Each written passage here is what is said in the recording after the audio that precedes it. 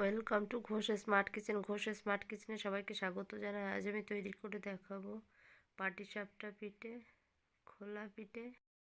দুটো নারকেল কুড়িয়ে পুর বানিয়ে নিয়েছি, ব্যাটার বানিয়ে নিয়েছি। এই ব্যাটারটা দিয়ে আমি কাচি পোড়া পিঠা বানাবো, খোলা পিঠে, পাটিসাপটা পিঠেও বানাবো। পাটিসাপটাটায় চিনি দিয়ে দেবো, এটা লবণ দিয়ে করবো। তো দেখুন, খানিকটা দুধ নিয়ে নিলাম, চালের গুঁড়ি নিয়ে নিলাম। চালের গুঁড়োটা প্রথমে আমি গরম জল করে চালের গুঁড়োটা দিয়ে একটা শক্ত ডো তৈরি করে নিয়েছি। সেই ডো থেকে লম্বা লম্বা লেচি কেটে চুষি কেটে নিলাম। চুষিটা এখানে দেখুন কিভাবে কাটছি। নতুন পুরনো সকল বন্ধুদেরকে জানাই ধন্যবাদ আমার পাশে থাকার জন্য, আমার ভিডিওগুলো দেখার জন্য। তো দেখুন বন্ধুরা, আমার চুষি রেডি হয়ে গেছে। দুধ ফুটিয়ে দুধের মধ্যে দিয়ে দেবো। দেখুন দুধটা ফুটছে। এটা গরুর দুধ ছিল। ভালো করে জাল করে নিয়ে একটু কমে আসলে চুষিগুলো দিয়ে দেব। এরকম আরও নতুন নতুন রান্নার রেসিপি পেতে আমার চ্যানেলটা সাবস্ক্রাইব করে রাখবেন। তো দেখুন চুষিগুলো দেখতে কতটা সুন্দর হয়েছে। দুধ ফুটে গেছে অনেকটাই। এই পর্যায়ে কেটে রাখা চুষিগুলো দিয়ে দেব। দিয়ে ভালো করে ফুটিয়ে নামিয়ে পরিবেশন করব। গরম গরম খেতে অসাধারণ লাগে চুষির পায়েস রেসিপি। বন্ধুরা, এটার মধ্যে চিনিও দিয়ে দেব। এটা একটু ফুটে গেলে চিনি দিয়ে দেব পরিমাণ মতো। বন্ধুরা, ভিডিওটা কোথাও স্কিপ করবেন না, সম্পূর্ণটা দেখার অনুরোধ রইল। শীতকালে পৌষ পার্বণে চুষির পায়েস, পাটিসাপটা পিঠে আর খোলামুচি পিঠের রেসিপি। তো আমি একই চালের গুঁড়ো দিয়ে 3 রকমের পিঠে বানিয়ে দেখালাম। আমার এই ভিডিওগুলো যদি ভালো লাগে লাইক কমেন্ট শেয়ার করবেন। তো চুষির পায়েস রেডি হয়ে গেলে গরম গরম নামিয়ে পরিবেশন করব।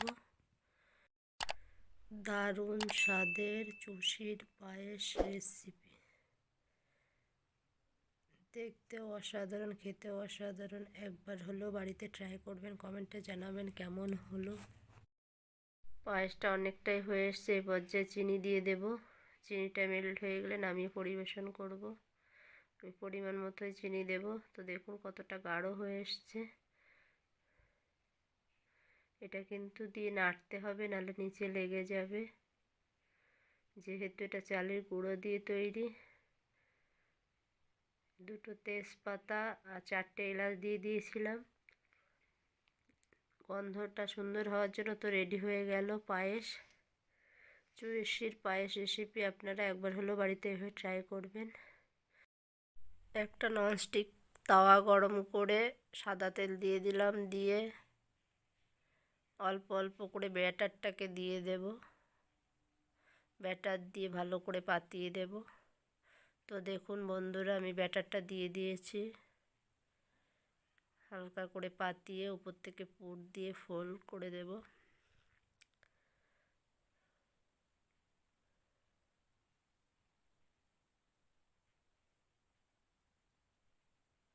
পাটিসাপটা রেসিপি। তো দেখুন কত সুন্দর হয়েছে। এই পর্যায়ে পুরটাকে দিয়ে দেব। দিয়ে আস্তে আস্তে ফোল্ড করে নামিয়ে পরিবেশন করব। একবার হলো বাড়িতে এভাবে ট্রাই করবেন, কমেন্টে জানাবেন কেমন হলো। একদম নরম তুলতুলে পাটিসাপটা রেসিপি। ফোল্ড করার সময় বুঝতেই পাচ্ছেন কতটা নরম।